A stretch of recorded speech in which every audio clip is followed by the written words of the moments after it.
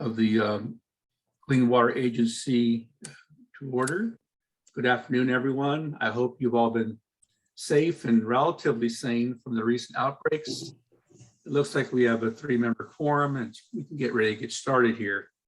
Let's start with the roll call. Michelle, can you please call the roll? Yes, Chair Rich Landsberg, Present. Vice Chair Josh Chapman, Here. and Director Tom Stallard. Here. Note that Director Will Arnold and Director Angel Barajas are not on the call. Okay, so Josh, you're going to take notes for Will. Thank you. And for the And- record, Camille and- Kirk is here. Sorry, sorry, almost there, Camille. Got everybody now? Yep. Good, thank you.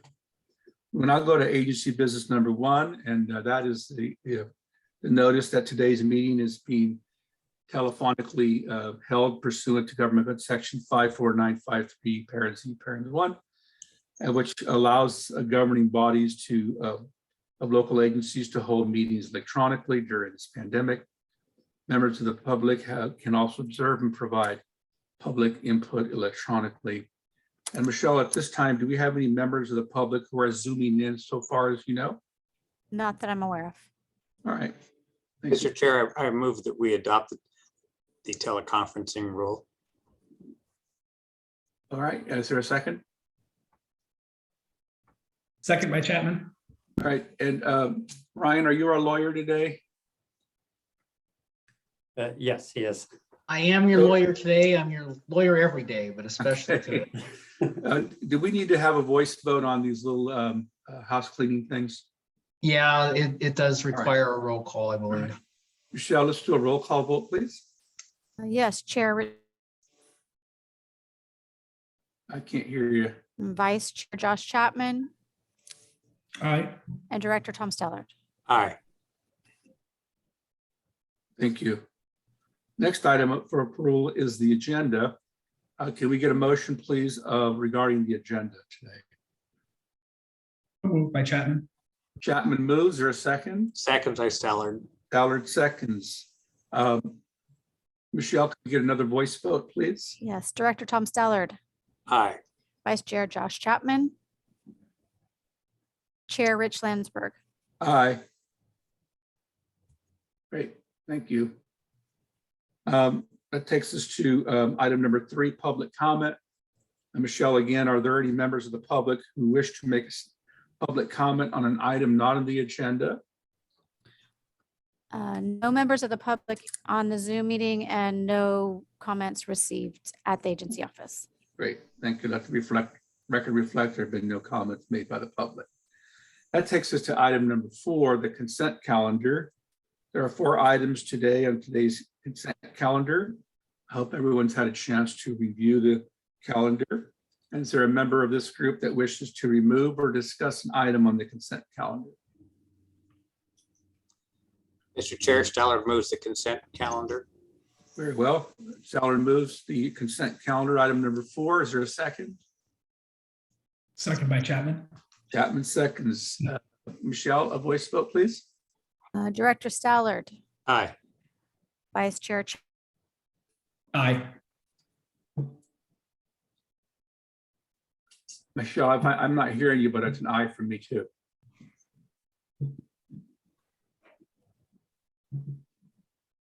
Are other people hearing Michelle? Yes. Yeah, I'm having problems as well. Yeah. Yes. Okay. Yeah. We'll make sure it's not me. Michelle, so we're not able to hear everything you're saying, okay? Yeah, I'm having trouble hearing all of you periodically, so I'm trying to watch. Okay, Oops. all right. That takes us to number 5, an update from our general managers. I think that's going to be you, Tim, is that right? Yes, myself and also Stan. Good Great. afternoon. I'm Tim Bush, General Manager of Woodland Davis Clean Water Agency. Next slide, please. Four real topics to talk about today. I'll talk about water supply outlook. I was hoping to be optimistic today on it, but it's not quite the case. Talk a little bit about supplemental water supply, capital improvements, and our usual operations update. Next slide, please. So this is the 8-station index, which is kind of like the northern half of California's water supply. So the state uses to kind of gauge rainfall into the watershed or snow into the watershed and how that looks for our reservoirs. On the top of the graph, nearly the top, is percentage of average for this day. We're currently at 131% of average. And a lot of that was really driven by the storms we had end of October and then throughout the month of December. Kind of graphics on the bottom, the dark blue line where it says current 31.5, that's the daily precipitation accumulation through today. 31.5 inches, we already beat last year's total and we're pretty much at the total from 2 years ago. But as you can see, there's quite a ways to go to get to average or even above average, which is what would be needed this year. Given the long range forecast looks to be continued dry into at least the first part of February, we'll be at about average by the time there's a possibility for precipitation in the forecast. So kind of looking at things long term, yeah, we're in good shape right now, but we do definitely need quite a bit more precipitation to kind of help us to get out of the drought and make a dent in kind of the deficit from last year. Next slide, please. We have two graphs with the two main reservoirs that are upstream of us and how it kind of interacts with both of our primary water rates, our primary water rate and the Central Valley Project water rate. This is a look at Lake Oroville as of today. Again, the dark blue line on the bottom is the amount of water stored in Oroville. Every day they update it. The top of the shaded blue is the average storage for each day. And the green and blue lines on top are wet years. And then the red line is the drought of 1976-77. So the current day, we're right at the drought level. It's not too terribly far below average. Oroville today is 44% of capacity. So it's doing okay. It could use, of course, quite a bit more precipitation, but that one's not too terrible. Next slide, please. So this is Lake Shasta. The same rules apply. The green and blue lines on top are the wet years. The top of the shaded area is the average. The red is drought year of 1976-77, and the dark blue is today. Shasta is trending still pretty close to the drought of record. Is currently 35% of storage capacity. It hasn't really, the Shasta watershed really saw less of the storms that we got more in the central part of the state. So it is lagging a bit behind Oroville and Folsom for sure. How this affects us more significantly is that our CVP water rate comes out of Lake Shasta. So in a normal year, Shasta has to get roughly 3.2 million acre feet of water as inflow to the lake, not even storage, but inflow, in order to not be a Shasta critical year. If you recall the Shasta critical year, when that's declared, that cuts our CVP water rate by 25%. This year, Shasta has to have an inflow in the neighborhood of 4 million acre feet. The normal 3.2 plus it has to make up for a deficit from last year in some respects. So far, it's not trending towards meeting that goal. So we think that unless things really turn around and February and March are very, very wet, it will very likely be a Shasta critical year this year. So that's kind of what we're planning on in terms of water supply, is that Shasta needs to get 4 million acre feet of inflow. It's gotten like 600,000 so far. It's not likely to make it. Next slide, please.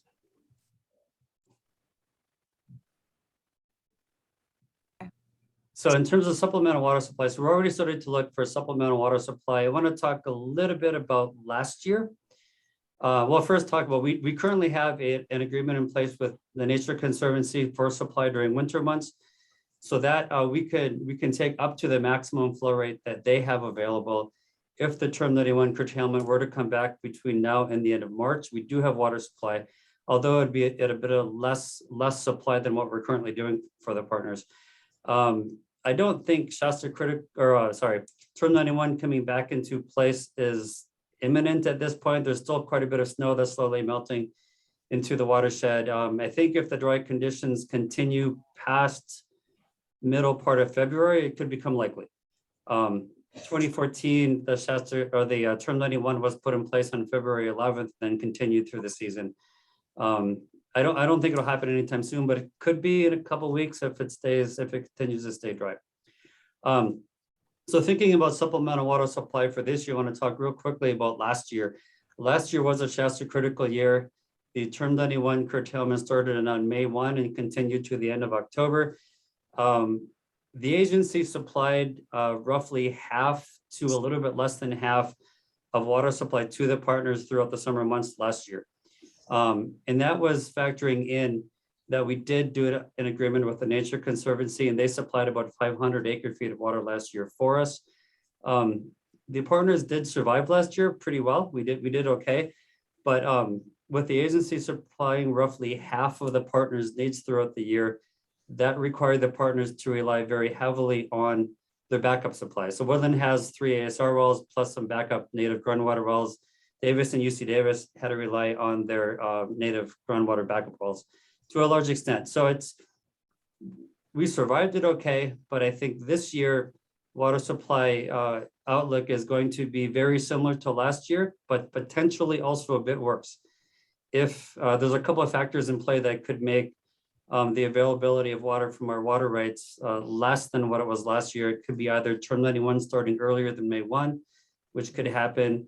And there's certain other factors like just if it continues to be dry, we could end up with even less water than we had last year. So looking ahead, we are looking very intently at securing some additional water supply for this year throughout the summer months. And then of course, again, for November and December. This year, we're looking to see if we can line up anywhere from 2,500 acre feet to basically just fill in the gap of Shasta critical year to up to 6,000 acre feet if things end up being worse than last year significantly. I don't know that it's too early to panic yet, but as we're starting to look to see what may be available, there is quite a bit of competition for available water already this year. So we're looking to line that up and also looking for fall months. The other thing we're looking at also is not only just short-term water supply options, but also long-term. We would like to get out of, especially for November and winter, having to every year scramble to make sure we have water supply beginning November 1.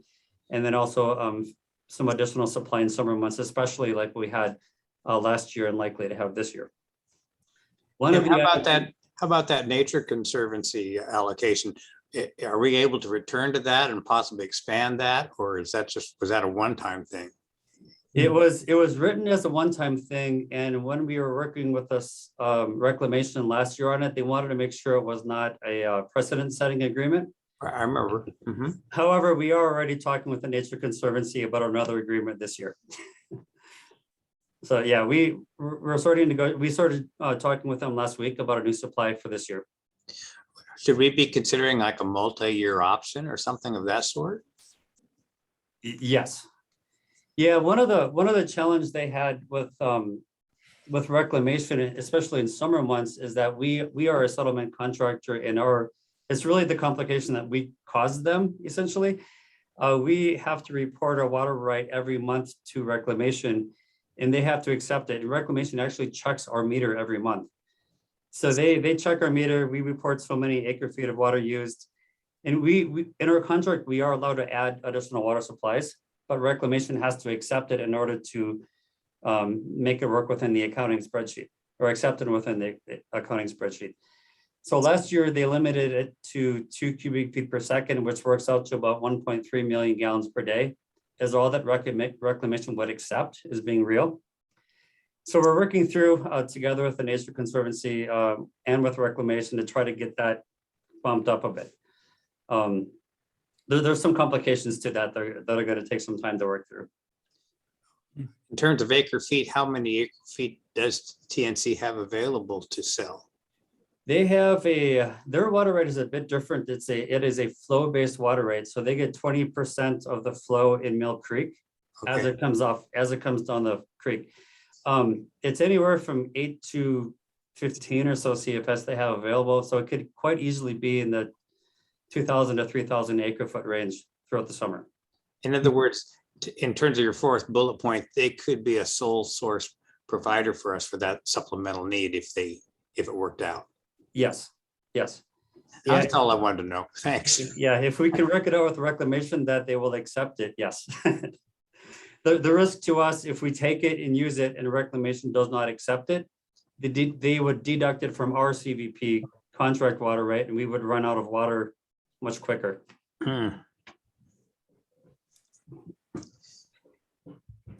So one of the options we're looking at for long-term supply is sites reservoir, and we talked about that with the board in past meetings. So there's a presentation on that topic today. Not a decision, it's really just informational presentation only. And we are already working with a couple of water sellers for water supply for this year, and also for long-term options. I think we may be ready to have a special board meeting by March, possibly even late February, with some water supply for the summer. Next slide, please. Any questions on water supply or water supply outlook? Are you coming back to sites in a fuller discussion of that issue? Yes. Thank you. Yep. Tim, going back to the slides with the averages, et cetera. Yep. What would it take to get past that midline so we wouldn't have to worry about supplemental? I mean, we talking about a whole lot or just to get past the averages? What if we got the average? On the reservoirs? Yeah. Yeah. Shasta, the determination of whether or not it's a Shasta critical year is based on inflow into Shasta. It's not even based on storage. Well, it's loosely based on storage, but it's they have to get 4 million acre feet of water inflow to Shasta to not be a critical year. And I think the date is April 1. That if they don't achieve it by then, they'll declare Shasta critical year and the water supply is cut 25%. Regardless of the capacity. Yes. All right. Yeah, and they also do project ahead to the end of the fiscal year on October 1. To see if they actually I misspoke a little bit. They have to achieve it by October 1, but they look at the curve and average inflow throughout the rest of the year to get to October 1, and then make a determination March, April, whether or not it will be a critical year. The term 91 curtailment is really based on flows through the delta, and there's several factors that go into it. So that's really more so not so much based on reservoirs, it's more based on rainfall and snow melt, and how do the storms come into California, and do they keep natural flows in the river high enough to not trigger their curtailment? That in combination with withdrawals from the river through delta flows, everybody that has straws on the river like we do, kind of the combination of all of that goes into whether or not term 91 is triggered. All right. Typically, And my last question, Tim, is, in the media, they talk about the percentage of snowfall they received in the Sierras, say around Tahoe area. Mhm. And that's what gets publicized. It's like 130% already, something like that. What are we at Shasta? Do you know? Lake Shasta is 35% full. The rain, Shasta gets a lot of inflow from rain. I think even more rain than snow. I don't know exactly the numbers, but they got less than like the Tahoe area did in terms of precipitation. The storms kind of hit south of the Shasta watershed more than in the Shasta watershed. Okay. So Oroville and Folsom are doing quite a bit better. Yeah, I was up in Quincy the other day. That water sure is flowing pretty good. So I hope they hang on to their water. Yes. Any other questions for Tim?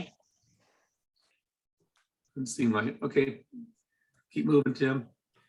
Okay, capital improvements. So there are three to four really projects that we're looking to do this year. Pretty much everything is at the intake. There are a couple of things we need to fix at the joint intake.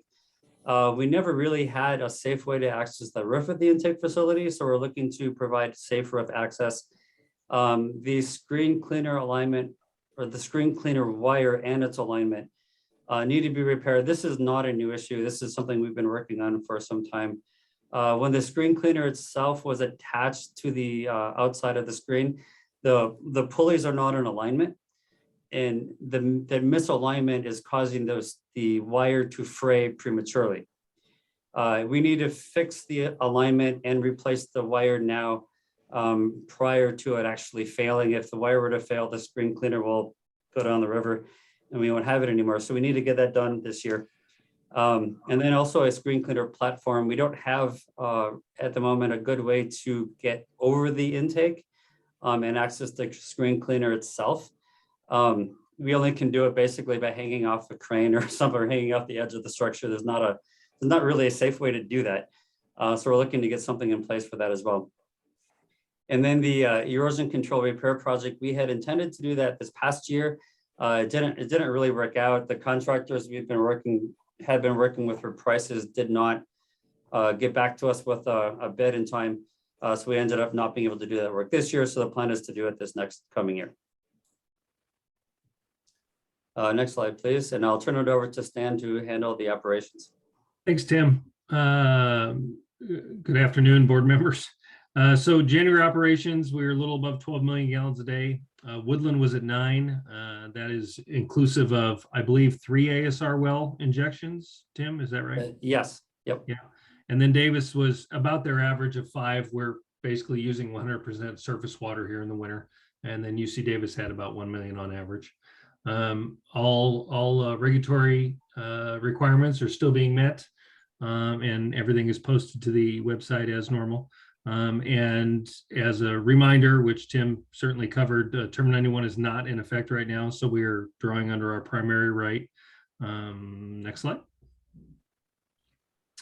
We're still using the aluminum sulfate, alum, instead of our ferric chloride due to supply issues.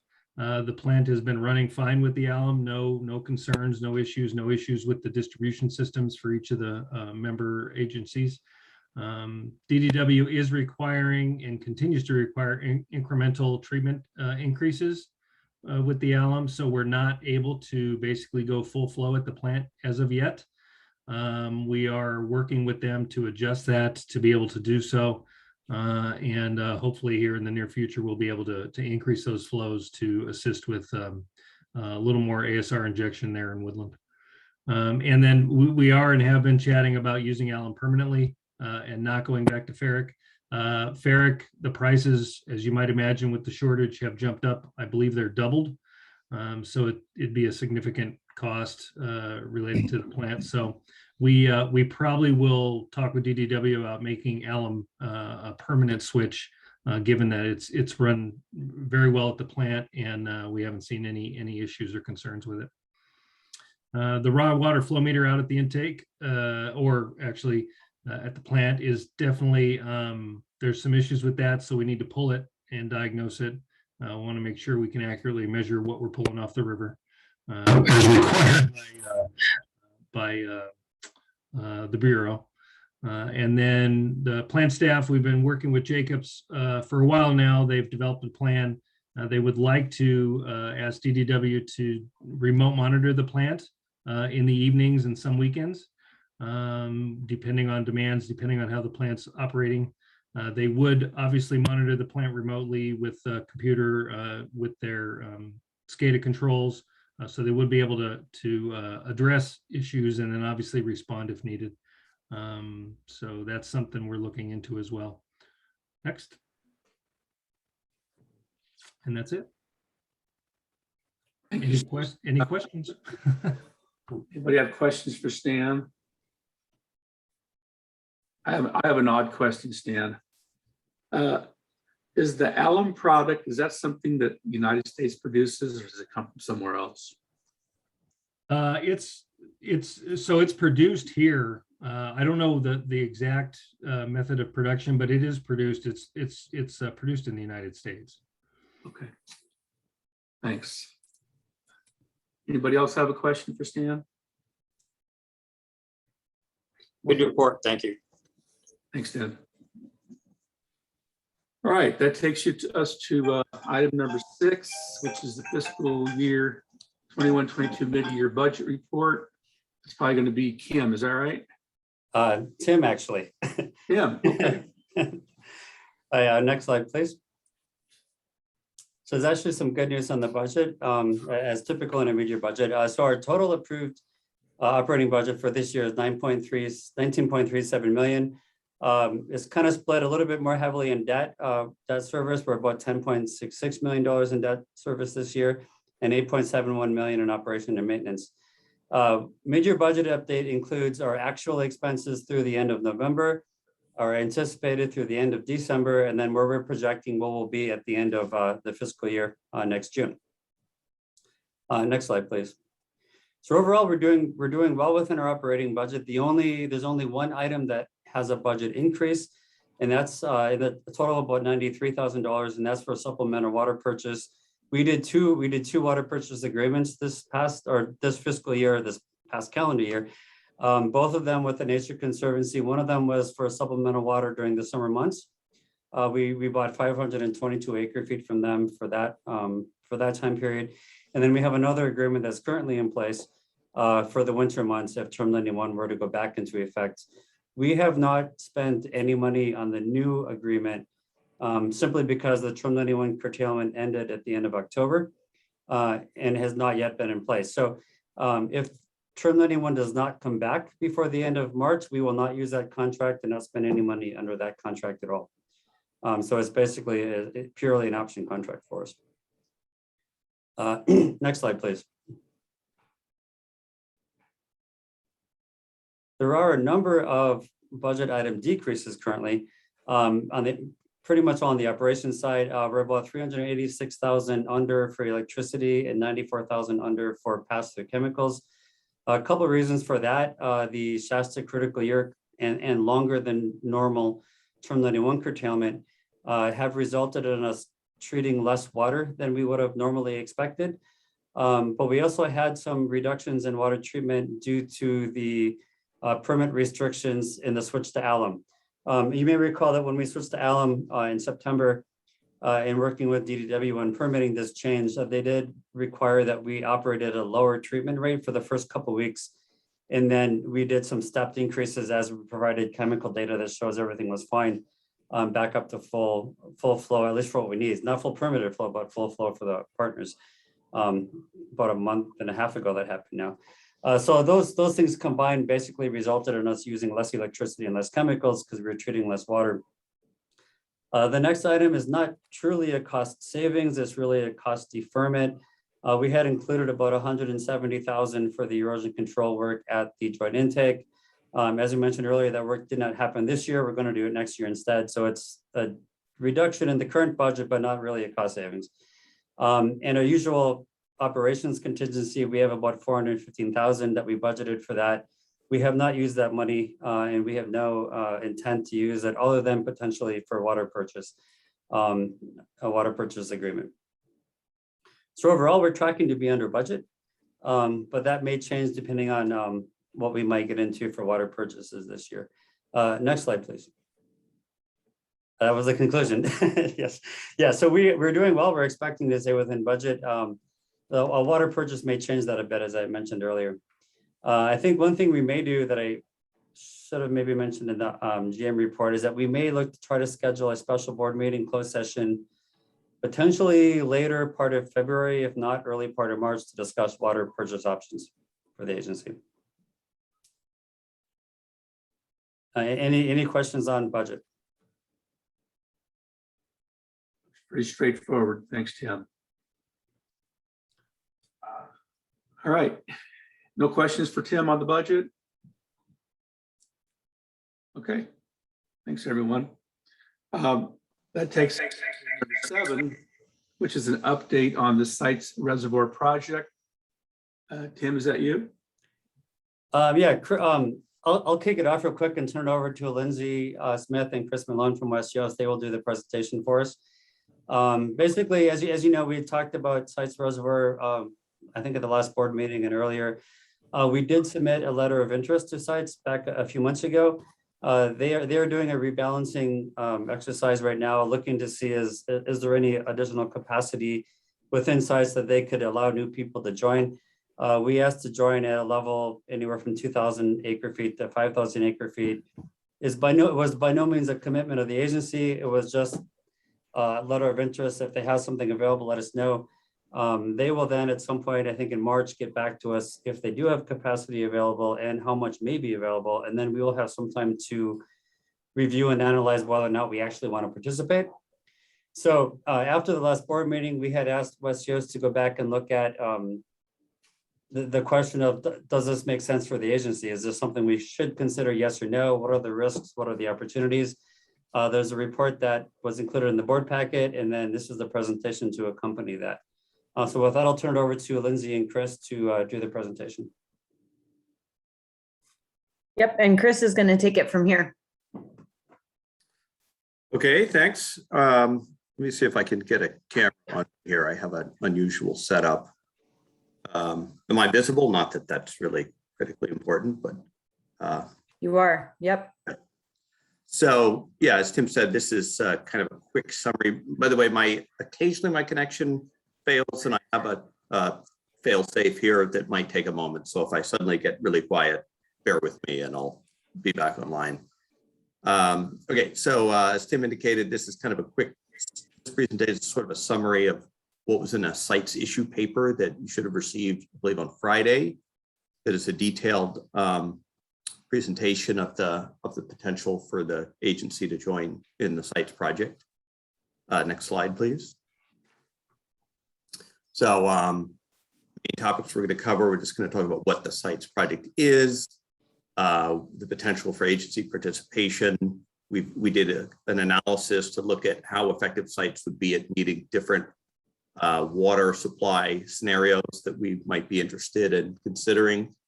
Going to look at cost considerations. That's obviously going to be an important issue, and do a kind of an overview comparison of benefits and risks, and then talk about the next steps.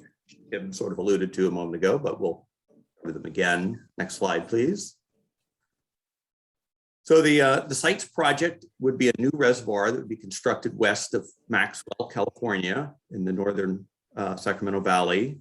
The capacity of the reservoir estimated to be 1.5 million acre feet. That would make it the 8th largest capacity in reservoir in California. It'd be larger than Folsom Lake and slightly smaller than Lake Berryessa, so pretty significant.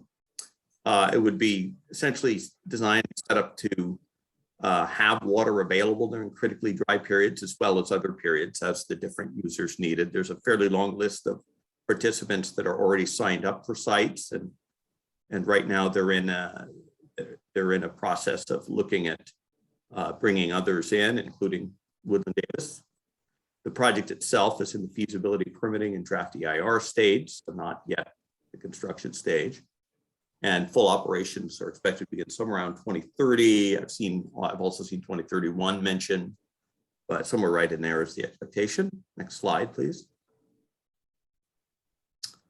So this is just a map of where sites is. You see Maxwell is kind of in the lower right there, just above the Glen Main Canal call out.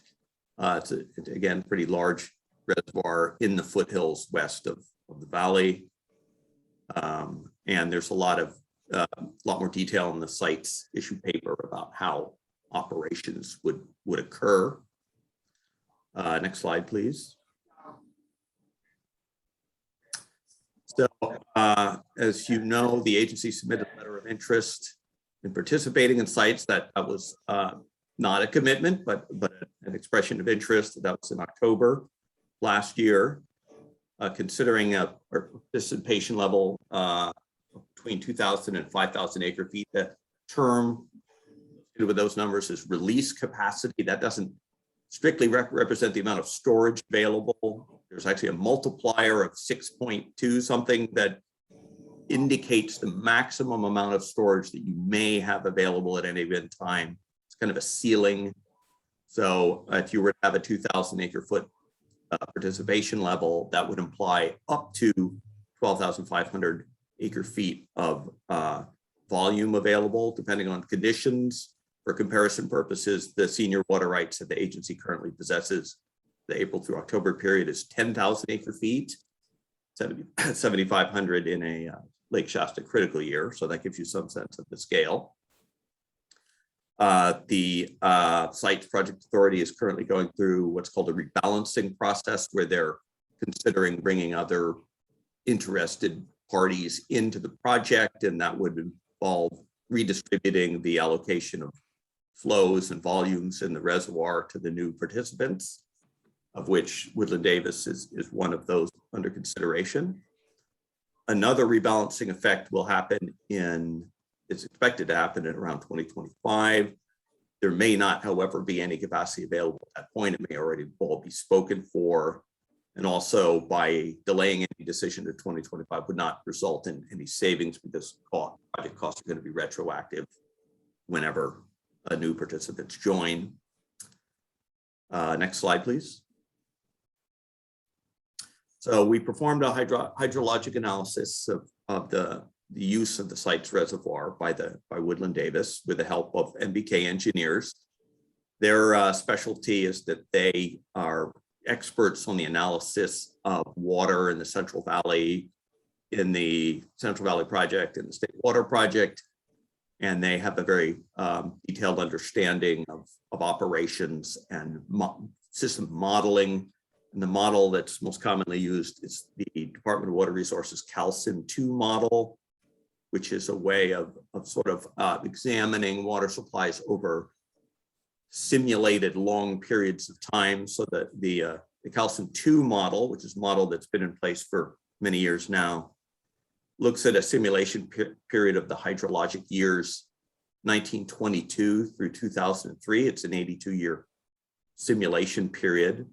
The analysis that we did includes an element of climate change hydrology that's been overlain on the hydrologic record. How exactly that's done, you'd have to, we don't really have the details on that. That's kind of an inside baseball kind of an issue, but that's, MBK is taking care of that for us.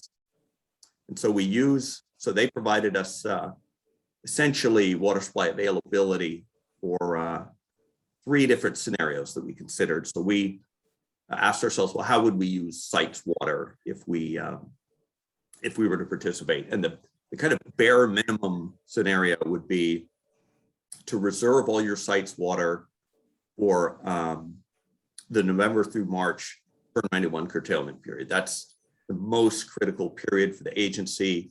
If there's a turn 91 curtailment during that period, there would be no supplies. The agency currently has no long-term supplies available. So that is a very, very critical period.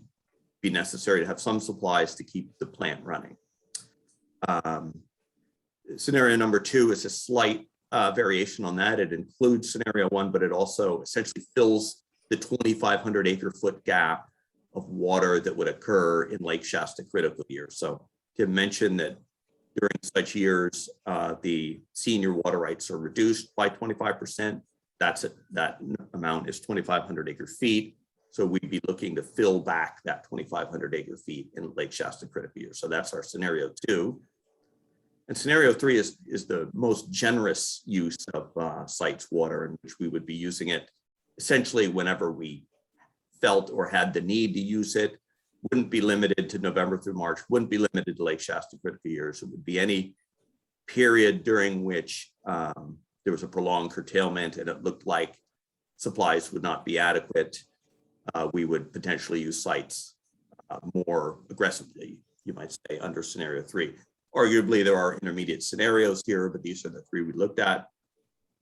And we looked at the 3 participation levels, or 3 different participation levels: the low end, the high end, and the median of the range that we're considering participating in at the present time. Next slide, please. So I don't want to get too far into the weeds here, but just really quickly, this is representative of scenario 1, which is the winter time term 91 curtailment use. The top line you see there is the reservoir volume represented, or storage represented on the right-hand axis. So what this shows is that Calcim run, you'd start with about 12,500 acre feet of water and never get below about 8,500 in this scenario. So that actually suggests that a 2,000 acre foot participation level is more than enough, a lot more than enough. You might be able to get away with 1,000 acre feet of participation or less was the goal if scenario 1 was the objective. Scenario 2, and again, that was looking at that's looking at a 2,000 acre foot participation level. This is also looking at a 2,000 acre foot participation level, which is the bottom level that we specified to sites. Doesn't mean we can't go lower. It's just that's what we've discussed with them so far. So this shows that for the scenario 2, which again, winter curtailments plus Shasta critical years, your reservoir storage gets down to about 4,500 from 12,000. So here we have a little bit of cushion there, but a 2,000 acre foot participation level is close to what would be a good amount for this for scenario 2. In scenario 3, which is the next slide, here we looked at the highest level of participation. And again, there's a lot more use going on here because we would be using sites water whenever we felt like we needed it. And so in this graph looks at the 5,000 acre foot participation level, and the red shows, well, when would you not have quite as much as you might otherwise use? And it's not very often. And you have a much bigger amount of storage, indicated about 32,000 acre feet.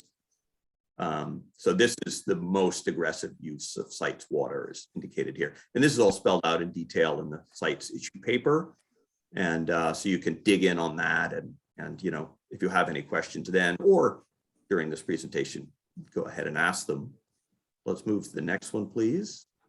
So in summary, for scenario 1, if you're only interested in addressing November through March curtailments, we probably don't need 2,000 acre feet of participation. May be able to get away with 1,000 acre feet or even less than that. We can look a little more closely at that if we want to. For scenario 2, the 2,000 acre foot participation level is slightly more than adequate, we would say. Gives you a little bit of cushion and maybe some extra to use in other circumstances. And then essentially scenario 3, the whole point of scenario 3 is just to reduce dependence on groundwater and ASR. And the higher levels of participation, you progressively reduce that dependence. So that's kind of the objective with scenario 3. So what we're, yeah, that's fine. Please go ahead and proceed. You read my mind.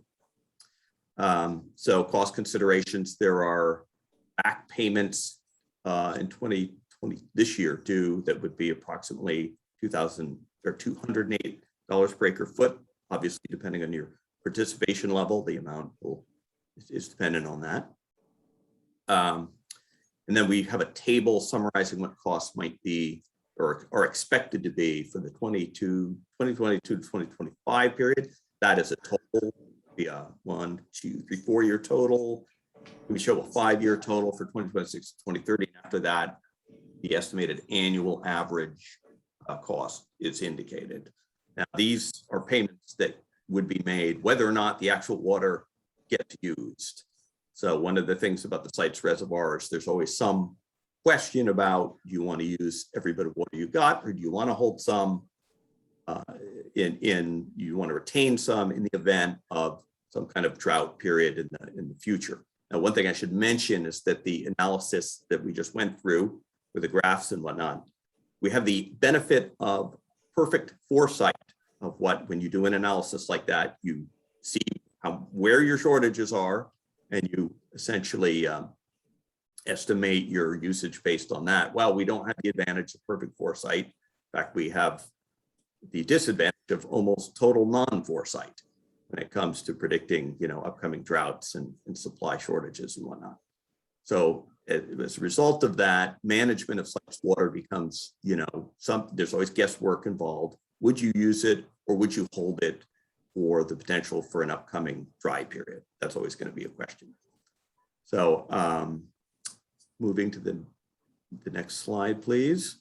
So the benefits are that probably the single most important one is that to keep the plant operating during the November through March period. As we detail in the site's issue paper, there is the problem of shutting down the problems associated with shutting down the plant are numerous and significant.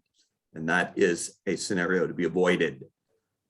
Very important to try and find ways to avoid that under all circumstances.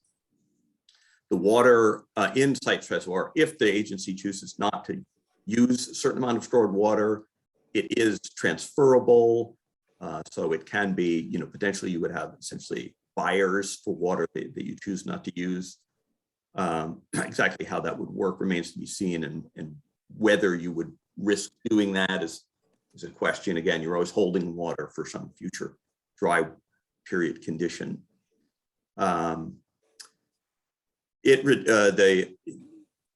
Using sites water, especially for the larger levels of participation, essentially reduces reliance on shallow and deep aquifer groundwater and on ASR, as we talked about, and that's especially true in drought years. Again, last calendar year, we were very heavily reliant on groundwater and ASR, and that's fine, but for doing that several years in succession could be a problem. We don't know exactly how bad it could get, but that's also something that is a risk. So, and then having the site's water essentially eliminates the need to go on the spot market for emergency water to keep the plant running. You don't know what you're going to encounter if you go on the spot market, but whatever you encounter is likely to be very costly in the short term when it comes to getting water, assuming you can get it at all, which you might not be able to, and you really need it. So next slide, please.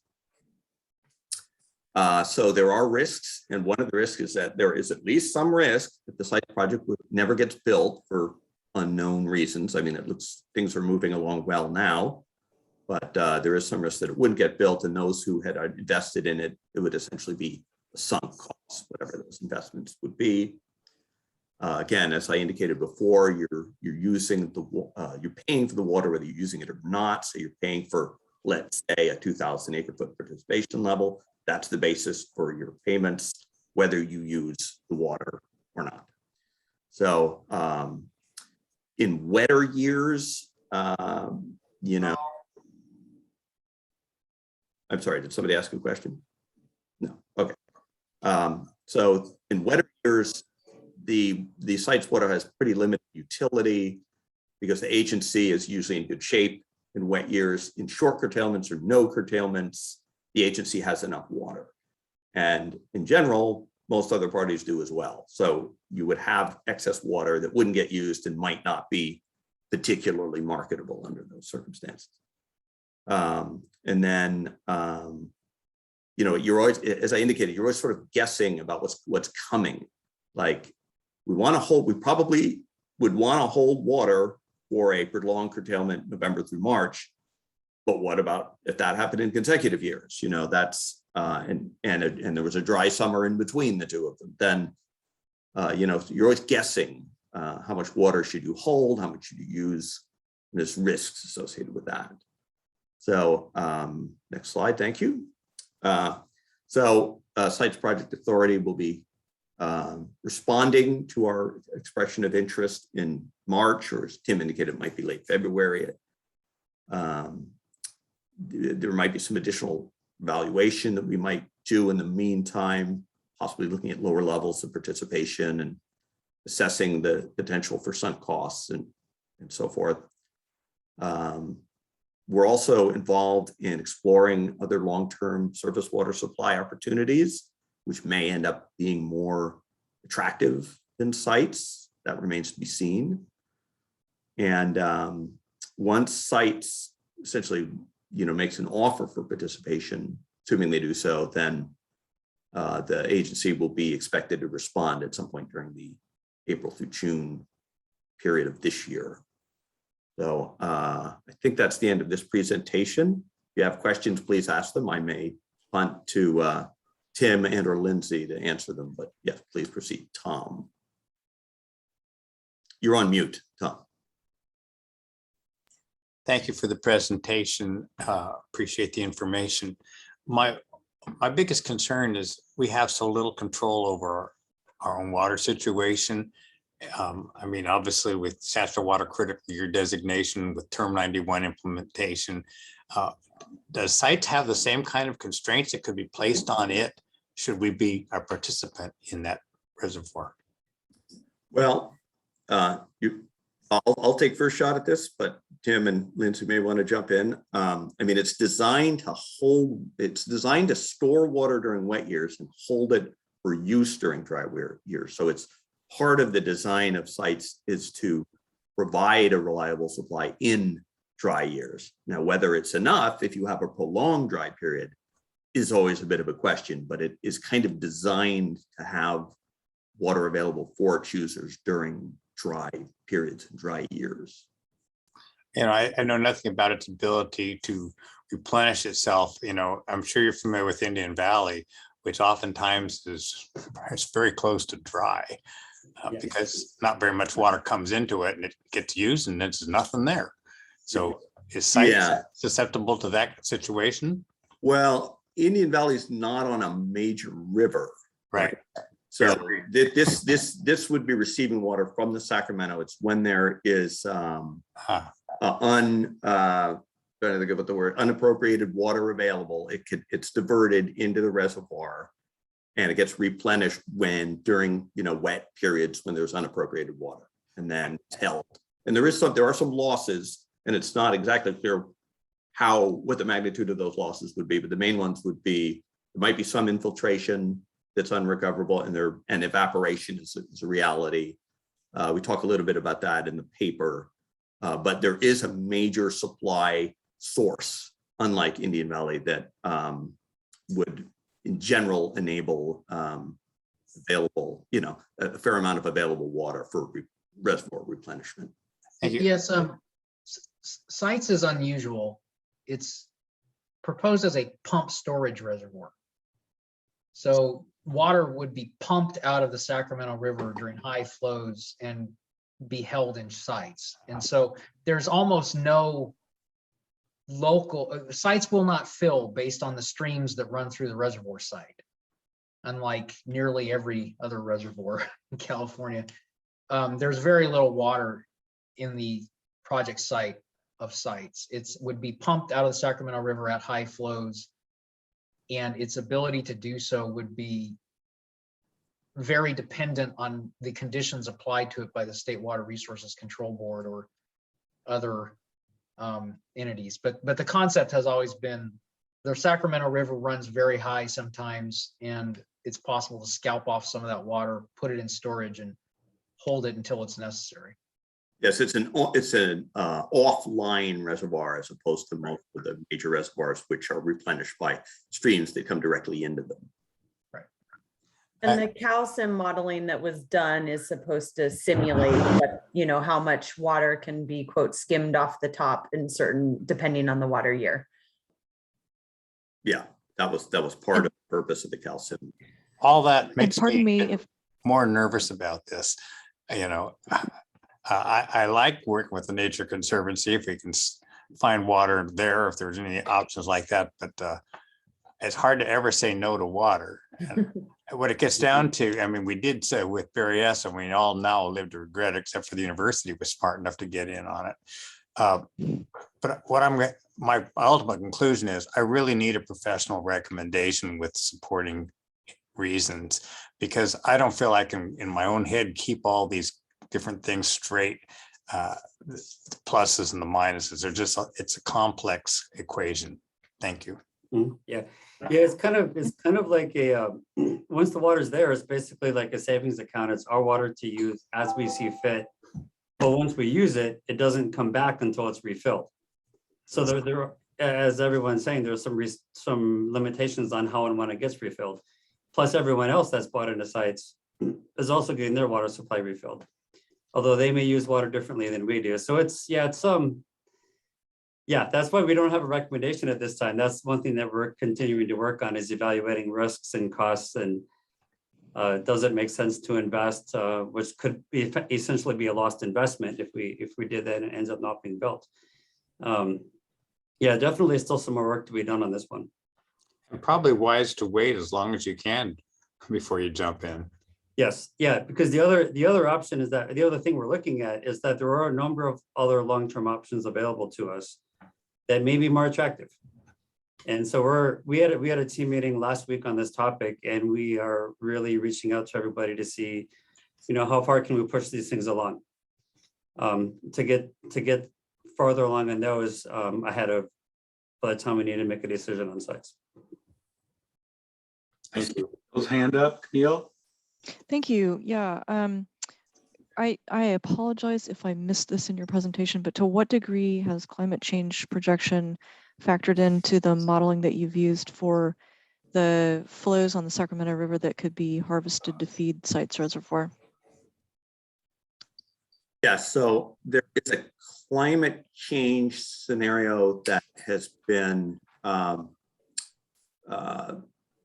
approved and is in widespread use with regard to calcium 2. The exact details of how that works and how reliable a predictor that is for future conditions, we don't we can't say, but there is an element of climate change that is built into this analysis. Okay. And exactly what that means. What it tends to show is that there's more runoff in the winter months because there's less snowpack, Mhm. and less runoff in the spring because the snow, either precipitation falls as rain more commonly in the winter months, or it melts sooner than it otherwise would in the late winter and early spring. And so there's less spring runoff.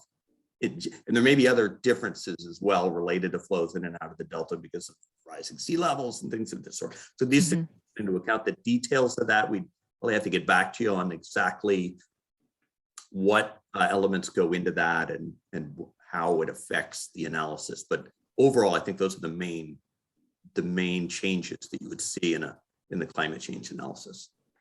Okay. It just, I'm interested in understanding how that is factoring in.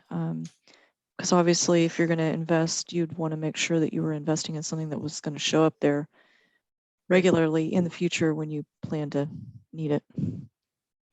I assume Walter Beret at MBK Engineers could probably tell you in quite a level of depth about how climate change was incorporated. CalSim 2 operates off of a historical base period, so historical hydrology. So then they would have presumably adjusted that hydrology as one of the sources of data that goes into the model. Yes, that's how they did it. And we're using the same baseline modeling that was used for Sites Reservoir that supported their environmental documentation. Which is climate change based. Yep. Yeah, one thing that's probably important to understand about sites is that it has not received in terms of received a check in the mail, but it has a dedication of state funding for storage under the Proposition 1 bond that passed in 2014 as a state-funded, partially state-funded storage project. And so the California Water Commission put everybody through a ringer to produce the technical analysis to get that commitment of state funds. So it's been through quite a ringer technically already. Thank you, Ryan. I share Tom's concerns about the risks. So my question is maybe to Ryan or Tim, is there going to be a separate analysis on just the risks involved to the agency? Yes, Yeah. yes, there will. We had a discussion on this a couple of days ago on how to analyze the economic risk of, a sunk cost if we invest in it and either doesn't proceed to construction by 2020. The reason why the costs were laid out to 2025 and then 25 to 30, whereas because they're supposed to start construction in 25. So there's a risk that they don't advance by the time they start construction, and then once they do start, there's the risk they may not finish. So you kind of want to look at where are the levels of where we might lose money if we invested in it, and then assign somehow a percentage of risk to those dollar amounts to help kind of bracket that for us. But then also, and this was kind of my thought, is like, what would then be the effective cost? So we have to pay, if we do this, we would be paying some money now between now and 2030 to assist with payment of design and construction. And then we have to pay at an ongoing rate for the water supply. So the effective cost of the water in the future really has to be added to that, the costs that were already incurred, right? So it's so many dollars per acre feet beginning in 2031 or 2032, but the real cost is a bit higher because we've already spent several $1 million prior to that point. So we kind of look at it two ways. What's the real cost of water, and also what's the risk of participating in this, and then also comparing that to other options that we may have for long term. Yeah, well, I would ask when you provide that analysis that you do look at the other attractive options that might be out there now and in the future. That would be helpful to me to weigh the two out. Mm-hmm. Yeah, because there are some other longer term options out there that we're working into, and there could even be a partnership with one of the partners in sites that we could work with kind of outside of sites project. We had one discussion with that agency a couple of weeks ago, and plan to continue with them. But so there's different avenues that we can take. Okay, thank you. Any other questions for Chris or for Tim or Ryan or who else? Lindsay? So a quick question. So in the scenario what you mentioned earlier around the risk of not needing the water out of sites, when you look back historically, whatever that time frame would be, for an appropriate look, if it's 10 years or 20 years, how often would that be the case that we wouldn't be needing to pull from that? Yeah, so that's a good question. So the 82-year simulation period that Calcium 2 uses suggests that there could be prolonged periods where that might be the case. Recent history does not indicate that. Sure. If you go back 10, 12 years, we'd be making a lot of use of sites, water. Unfortunately, the calcium 2 analysis does not cover the recent drought periods. It ends in 2003. In the 20th century, which is largely the period that's covered by the Calcium 2 simulation, there was the period of the 1940s, 50s, and 60s was kind of a bonanza in California in terms of water supply. And during that period, if something like that were repeated, which would be great, there wouldn't really be much use for sites water. But you get into the more problematic periods, there were droughts in the 20s and 30s. There was a major, probably the worst year on record in the 70s, and then into the 90s, we had a drought in the early 90s. During those periods, you use sites, you might use sites water, most years, possibly even every year, depending on how you choose to use it. So, we're trying to, in some sense, trying to predict the future by looking at the past, which is highly imperfect. That's about, I don't know if we can get much more exact than that. Thank you. No, I appreciate that and all your work on this. And I'm on the same page with Rich and Tom, and would love to see that analysis moving forward. So I appreciate the work you put into this and the items that are in the agenda packet in the presentation today. So thank you. Thank you. Oh, okay. I think that wraps up that. Thank you, Chris and Lindsay, for the update, and appreciate it very much. Thank you. A lot to think about here. All right, that's going to take us now to agenda item number 8, the long-range calendar. The long-range calendar is now up on the screen. Are you going to comment on that, Tim? Yeah. So the next official meeting we have is April 21, the next quarterly meeting. Not a whole lot on there at this point, other than the main highlight will be the third-party inspection report. We'll have the report for that, and then our next our budget meeting is on June 16th.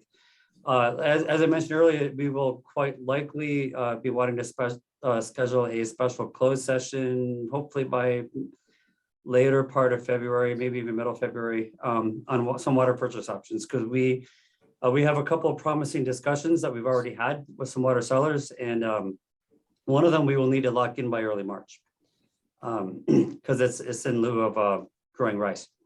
So they will want to get that one done pretty quickly. We actually just had a conversation with them today, so this is very, very recent update. So we're going to get together first part of February with them, and then potentially to schedule a special board meeting. Very good. Any questions for Tim on the calendar, anybody? Doesn't look like it. Okay, great. Thank you, Tim. That's the last item on our agenda is board member comments. Any board member have a comment? You have the floor. Doesn't look like it popped out. Okay, good. Well, great. That takes us to number 10, adjournment. So nothing else on the agenda. Like Tim said, the next meeting is April 21 at 3 p.m. Maybe in Davis and maybe on Zoom. We'll see. So everyone, thank you for attending. Thank you to our guests today, and have a good evening. Thank you all. Thank you. Thank you. Thank you.